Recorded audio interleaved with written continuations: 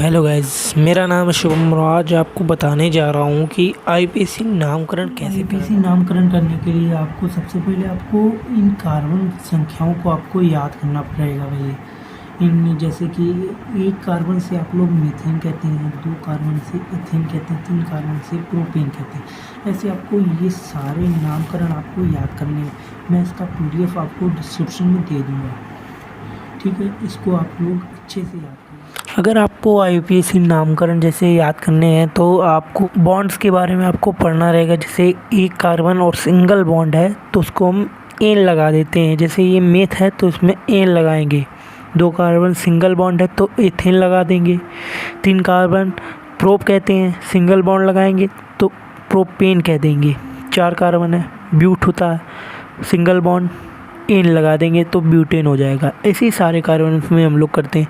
Single bond, double bond, triple bond भी होते हैं, बहुत सारे होते हैं बॉन्ड्स, उनको आपको याद करना रहेगा। इसके लिए अलग से वीडियो एक आएगी, आप लोग सब्सक्राइब कर लेना। तथा हाइड्रोजन यौगिकों का नामकरण, इसके सदस्य चार होते हैं: फ्लोरीन, क्लोरीन, आयोडीन और ब्रोमीन।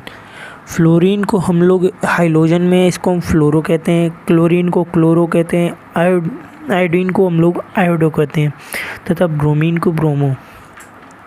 तथा ये एक प्रकार के अनुलग्न होते हैं जिनको हम संख्याओं पर निर्धारित करते हैं इसे कैसे प्रदर्शित करना है।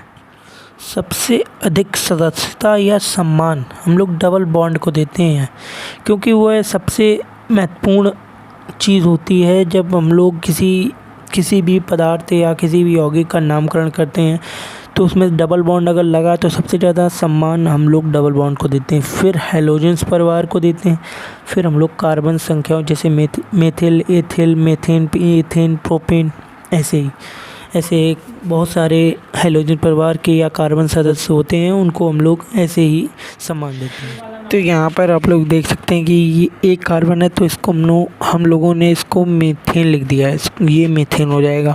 और इसके 1 नंबर कार्बन पर ये क्लोरो जुड़ा हुआ है तो 1 क्लोरो मीथेन। इसी प्रकार से हम लोग और बाकी समय भी ऐसे ही करेंगे। इसमें गिनती करेंगे, इधर से गिनती चालू होगी। इसमें कहीं भी डबल बॉन्ड नहीं है, यहाँ पर हैलोजन परिवार, इसलिए हम लोग हाइड्रोजन परिवार की तरफ से गिनती शुरू करेंगे। तो 1 2 3, यहाँ पर 3 कार्बन है तो आप लोग देख सकते हैं कि 1 नंबर कार्बन पर ये Br जुड़ा हुआ है। 1 नंबर कार्बन पर ये Br जुड़ा हुआ है तो 1 ब्रोमो हो जाएगा यहाँ पर। तो अब आगे देखेंगे कि यहाँ पर 3 कार्बन है तो 1 ब्रोमो प्रोपेन। प्रोप होता है वैसे 1 ब्रोमो, 3 कार्बन से हम लोग प्रोप कहते हैं, 3 कार्बन से प्रोप कहते हैं। सबके बीच में सिंगल बॉन्ड है, देख सकते हैं सिंगल बॉन्ड है। Propane, 1 bromo propane. बहुत ही सिंपल होता है आईपीसी नामकरण करना। आप लोग बहुत ही सिंपल तरीके से इसको आप लोग कर सकते हैं। 1 ब्रोमो एथेन यहाँ पर दिख रहा है, 1 ब्रोमो एथेन। बहुत ही सिंपल होता है। आप लोग हमारे चैनल को सब्सक्राइब कर लीजिएगा, जिससे आपको पता चलता रहेगा कि आईपीसी नामकरण करना बहुत ही सिंपल होता है। जी हाँ, आईपीसी नामकरण करना बहुत ही सिंपल होता है। तो अब अगले क्वेश्चन पर जाएंगे, अगली रिएक्शन पर जाएंगे। तो अगला रिएक्शन यहाँ पर दिख रहा है कि यहाँ पर 3 कार्बन्स की तो लंबी चेन है। यहाँ पर देख सकते हैं 3 कार्बन्स की लंबी चेन है। तो अब यहाँ पर आप लोग दोनों तरफ से गिन सकते हैं, वहाँ से दोनों साइड से ये सेम ही आने वाला।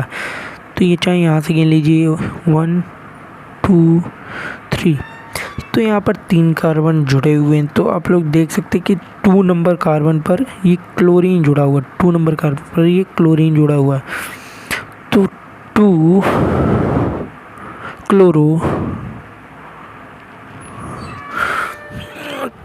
2 क्लोरो प्रोपेन, क्योंकि यहाँ पर 3 कार्बन थे इसीलिए यहाँ पर प्रोप होगा और सिंगल बॉन्ड है सभी के बीच में तो यहाँ पर प्रोपेन होगा।